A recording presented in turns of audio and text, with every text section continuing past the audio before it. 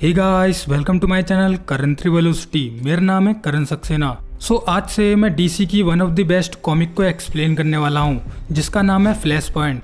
जिसमें फ्लैश के टाइमलाइन में कुछ गड़बड़ करने की वजह से पूरी टाइमलाइन ही चेंज हो जाती है और कॉन्सिक्वेंसेस इतने ज्यादा बड़े होते हैं कि इसमें बिलियंस ऑफ पीपल मारे जाते हैं। वंडर वुमन यूनाइटेड किंगडम के लगभग 30 मिलियन मैंस को मार देती है और 1 बिलियन लोग एक्वामैन के बाढ़ लाने की वजह से मारे जाते हैं। और अब किसी वजह से एक्वामैन और वंडर वुमन वर्ल्ड पर कब्जा करना चाहते हैं, जिसकी वजह से पूरे वर्ल्ड में एक वॉर चल रहा है। और इसी तरह से पूरे अर्थ पर काफी चीजें चेंज हो चुकी हैं। जैसे इस टाइमलाइन में ब्रूस वेन मर चुका है और उसकी मदर जोकर बन चुकी है और सुपरमैन कुछ इस तरीके का हड्डी जैसा दिखाई देता है। ये पूरी कॉमिक सीरीज काफी ज्यादा खतरनाक होने वाली है, जिसके पूरे 5 पार्ट्स बैक टू बैक मेरे चैनल पर आने वाले हैं। और अगर आप फ्लैश पॉइंट के प्रीक्वल को देखना चाहते हो तो उसके ऊपर मैंने 3 पार्ट ऑलरेडी बना रखे हैं रोड टू फ्लैश पॉइंट के नाम से, जिसकी प्लेलिस्ट की लिंक डिस्क्रिप्शन में मिल जाएगी।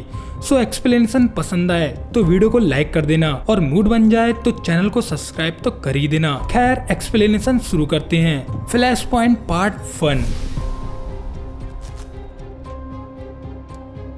फ्लैश पॉइंट कॉमिक की शुरुआत उस पल से होती है जब बैरी एलन अपने ऑफिस की डेस्क पर आराम से सो रहा होता है, क्योंकि पिछली रात 18 घंटों से बैरी एलन और उसकी पूरी टीम एक केस पर काम कर रहे थे। लेकिन तभी उसका साथी फॉरेस्ट उसे उठाते हुए बताता है कि बैरी, अब उठ जाओ, मिस्टर सिंह यहाँ पर आते ही होंगे। इतने में यहाँ पर मिस्टर सिंह आ जाते हैं और वो बैरी को डांटते हुए बताते हैं कि बाहर हमारे हीरो और विलन के बीच फाइट चल रही है और तुम अभी भी सो रहे हो। ये सुनते ही बैरी एलन यहाँ से बाहर भागने लगता है और वो अपने हाथों में अपनी फ्लैश रिंग को देखने लगता है, क्योंकि उसने उसका फ्लैश का सूट रहता है पर उसकी फ्लैश रिंग उसके हाथ में होती ही नहीं है। लेकिन अब तक बैरी सीढ़ियों तक पहुँच चुका होता है और वो सीढ़ियों से नीचे गिर जाता है उसके पास पावर्स ना होने की वजह से। ऊपर से उसे एक आवाज आती है, बैरी क्या तुम ठीक हो? और बैरी एलन जब उठता है वो अपनी मॉम नोरा एलन को देखकर हैरान हो जाता है और वो अपनी मॉम को ध्यान से देख रहा होता है और उसकी मॉम उससे कहती है, बैरी क्या तुम्हें याद है आज तुम मुझे डिनर पर ले जाने वाले थे? भुलक्कड़, तुम्हें याद नहीं आज मेरा बर्थडे है। बैरी अभी भी काफी ज्यादा हैरान होता है अपनी मॉम को देखकर, उन्हें जिंदा देखकर। बैरी अपनी मॉम से कहता है कि मॉम, ये आप हो? क्या आप सच में हो?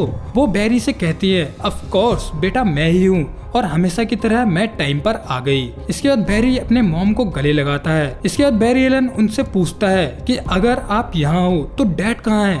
जिस पर उसकी मॉम कहती हैं कि बैरी, क्या तुम्हारे सर पर कोई चोट लगी है? क्या तुम सब कुछ भूल गए? तुम्हारे फादर 3 साल पहले एक हार्ट अटैक की वजह से मर चुके हैं और तुम ऐसे भाग क्यों रहे थे? क्या तुम्हें कुछ हुआ है? जिस पर बैरी उनसे कहता है कि मॉम, मुझे तुम्हें कुछ बताना है। क्या आप फ्लैश के बारे में जानती हो? मैं ही फ्लैश हूँ। जिस पर वो कहती हैं, कौन फ्लैश? तुम किस बारे में बात कर रहे हो? मैं फ्लैश को नहीं जानती। जिस पर बैरी अपनी मॉम से कहता है, अच्छा आप जस्टिस लीग के बारे में तो जानती ही होगी, मैं जस्टिस लीग का मेंबर हूँ मॉम। जिस पर उसकी मॉम कहती है, जस्टिस लीग? नहीं, मैं नहीं जानती। आखिर तुम ये किस बारे में बात कर रहे हो? बैरी उनसे कहता है, अच्छा आप बैटमैन के बारे में तो जानती ही होगी। जिस पर उसकी मॉम कहती है, बैटमैन? हाँ, मैंने उसके बारे में जरूर सुना है, उसके बारे में तो सब जानते हैं।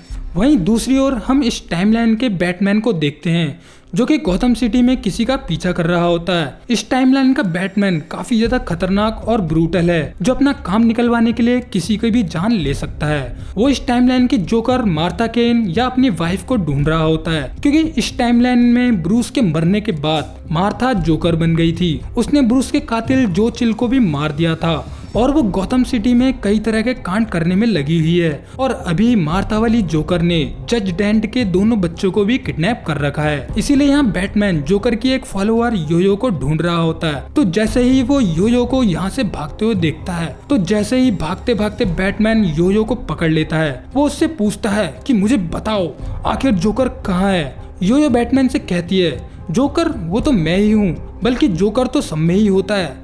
जैसे तुम भी थोड़े पागल हो, मैं भी थोड़ी पागल हूँ, इसीलिए हम सब में थोड़ा थोड़ा जोकर होता ही है। बैटमैन कहता है, मैं पागल नहीं हूँ, लेकिन तुम्हारा मुंह टूटने से पहले मुझे बता दो कि जोकर कहाँ है। जिस पर योयो उससे मजाक करने लगती है पर उसे बताती कुछ भी नहीं है। बैटमैन उसे डराते हुए उसके चश्मे को खरोचते हुए कहता है कि जज डेंट के दोनों बच्चे गायब हो चुके हैं, मुझे पता है उन्हें जोकर ने ही किडनैप किया है, तुम्हारे लिए अच्छा यही रहेगा कि तुम मुझे बता दो जोकर कहाँ है। जिसके जवाब में योयो कहती है कि अगर मैं ये जानती भी होती तो तुम कुछ भी नहीं कर पाते, क्योंकि वो दोनों बच्चे अब तक मर चुके होंगे, जोकर ने उन्हें मार ही दिया होगा। जिस पर बैटमैन कहता है और तुम भी अब मर चुकी हो, और ये कहकर बैटमैन उसे बिल्डिंग से नीचे फेंक देता है। योयो नीचे जमीन से टकराने ही वाली होती है, लेकिन साइबॉग उसकी जान बचा लेता है और उसे पुलिस के हवाले कर देता है। वहीं बैटमैन यहाँ से जाने लगता है, लेकिन साइबॉग उसे रोकते हुए कहता है कि बैटमैन हमें तुम्हारी हेल्प चाहिए।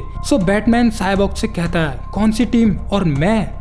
तभी साइबॉग अपनी टेक्नोलॉजी से एक प्रोजेक्शन चालू कर देता है, जिसमें साइबॉग ने जो टीम बनाई होती है वो लाइव प्रोजेक्शन में दिख रही होती है, जिसमें शज़ैम फैमिली के मेंबर्स, कई सारे सुपर हीरोज, विलन्स और आउटसाइडर्स की टीम को देख सकते हैं, जिन्हें एक वेल टेक्टिकल लीडर की जरूरत हो सकती है। साइबॉग ने ये टीम इस अर्थ पर चल रहे जीनोसाइड और वॉर को रोकने के लिए बनाई होती है, क्योंकि वंडर वुमन इस टाइमलाइन में पूरे अर्थ पर कब्जा करना चाहती है और एक्वामैन भी यही चाहता है, और इसी वजह से एक्वामैन और वंडर वुमन के बीच एक वॉर चल रहा है। ये वॉर इतना ज्यादा खतरनाक है कि इसमें अर्थ के लगभग 1 बिलियन से ज्यादा लोग मारे जा चुके हैं, और ऐसा ही चलता रहा तो ये पूरा अर्थ बहुत बड़े खतरे में आ जाएगा। साइबॉग बैटमैन से कहता है कि बैटमैन तुम्हें पता है हम यहाँ क्यों इकट्ठा हुए हैं? 1 बिलियन लोग मारे जा चुके हैं जब अटलांटियंस ने वेस्टर्न यूरोप को पानी में डुबा दिया था, जिसके बाद 30 मिलियन मैंस को काट कर मार दिया गया जब अमेज़ोनियंस ने यूनाइटेड किंगडम को अपना थेम्सकेरा क्लेम कर दिया।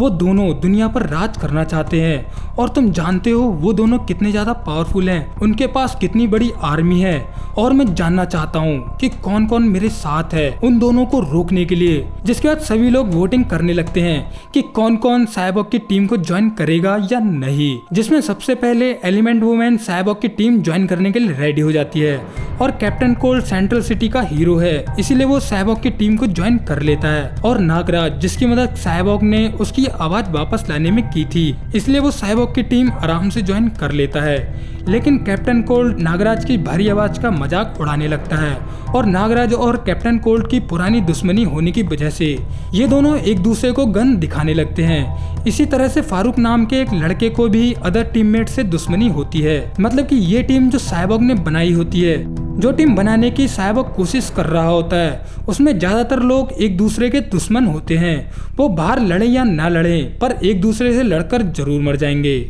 इसीलिए साइबॉग समझाने की कोशिश करता है और उनसे कहता है कि ये सच है कि हम एक दूसरे के दोस्त नहीं हैं, पर ये सब हम अपने फ्यूचर के लिए कर रहे हैं। अगर हमने वंडर वुमन और एक्वामैन को नहीं रोका तो हमारा फ्यूचर नहीं होगा।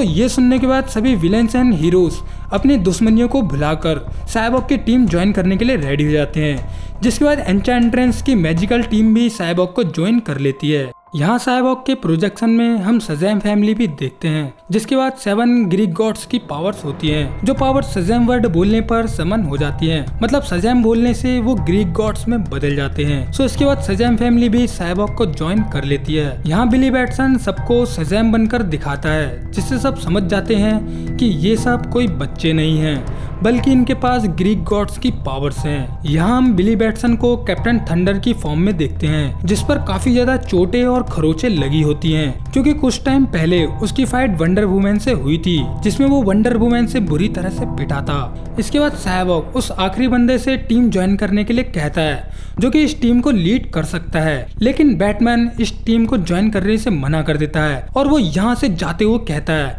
कि साइबॉग भूल जाओ, ये टीम किसी काम की नहीं है। तुमने ये जो जोकरों की टीम बनाई है, ये एक दूसरे से लड़कर मर जाएंगे, पर हमारे किसी काम के नहीं है। और ये कहकर बैटमैन यहाँ से जाने लगता है, जिस पर साइबॉग चिल्लाते हुए कहता है कि बैटमैन, ये दुनिया खत्म होने वाली है, अगर हमने कुछ भी नहीं किया तो सब खत्म हो जाएगा, गौतम भी नहीं बचेगा। लेकिन बैटमैन को घंटा भी फर्क नहीं पड़ता और वो यहाँ से जाने लगता है। यहाँ साइबॉग ने जो टीम बनाई होती है, बैटमैन के ना होने पर वो भी जाने लगते हैं, और साइबॉग यहाँ दुनिया को बचाने के लिए कुछ भी नहीं कर पाता।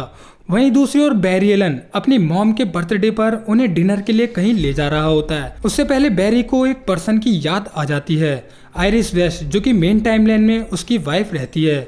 सो वो ऑफिस में आयरिस वेस्ट को ढूंढने लगता है। वो लोगों से पूछता है कि उन्होंने आयरिस वेस्ट को देखा है कहीं, लेकिन आयरिस वेस्ट इस टाइमलाइन में बैरी एलन की वाइफ नहीं होती। बैरी आयरिस वेस्ट को किसी के साथ रिलेशनशिप में देखता है, वो उसके साथ होती है और इसे देखकर बैरी की आंखें खुल जाती हैं और वो समझ जाता है कि वो जिस टाइमलाइन में आ चुका है वो बहुत ज्यादा अलग है। इस टाइमलाइन में जस्टिस लीग भी एग्जिस्ट नहीं करती। उसकी वाइफ अब उसकी वाइफ नहीं है, वो किसी और के साथ है। इस दुनिया में सुपरमैन भी एग्जिस्ट नहीं करता और पता नहीं इस टाइमलाइन में कितना कुछ अलग है। सो इसके बाद बैरी के पास सिर्फ एक ऑप्शन बचता है। इस टाइमलाइन में सिर्फ बैटमैन ही इस टाइमलाइन में एग्जिस्ट करता है और शायद वो ही बैरी एलन की मदद कर सकता है। बाहर नोरा एलन को कुछ अनजान आवाजें सुनाई देती हैं, जिसमें एक रहस्यमयी शख्स कहता है, मिसेस एलन आपको देखकर अच्छा लगा। ये रहस्यमयी शख्स कोई और नहीं, रिवर्स फ्लैश ही होता है, जो कि शायद यहाँ कुछ कांड करने वाला होता है। लेकिन तभी भागते हुए बैरी पहुँचता है और रिवर्स फ्लैश बैरी को देखकर यहाँ से चला जाता है। बैरी एलन अपनी मॉम से पूछता है, मॉम मुझे माफ करना, मैं आपको डिनर पर नहीं ले जा पाया, हम डिनर बाद में कर लेंगे, पर क्या मेरे पास कोई कार है? जिस पर उसकी मॉम कहती है, नहीं तुम्हारे पास कोई भी कार नहीं है बेटा, पर तुम मेरी कार ले सकते हो।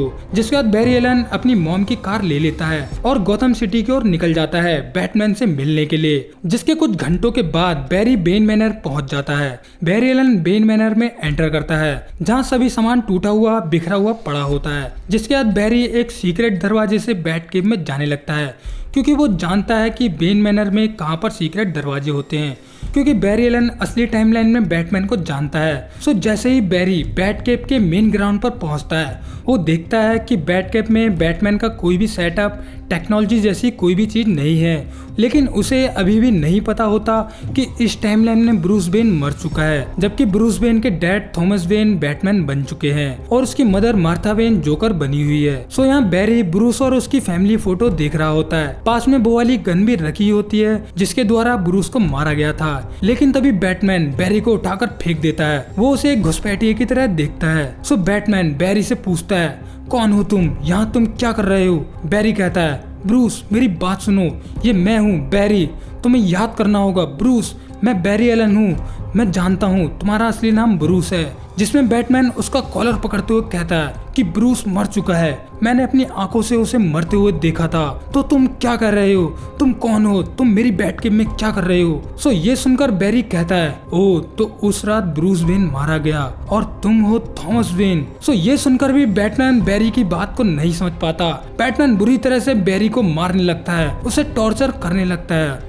खैर यहीं पर फ्लैश पॉइंट का पार्ट 1 एंड हो जाता है। खैर एक्सप्लेनेशन पसंद आई हो तो वीडियो को लाइक कर देना और मूड बन गया हो तो चैनल को सब्सक्राइब तो कर ही देना। सो मिलते हैं फ्लैश पॉइंट के पार्ट 2 में। So tata bye bye, take care.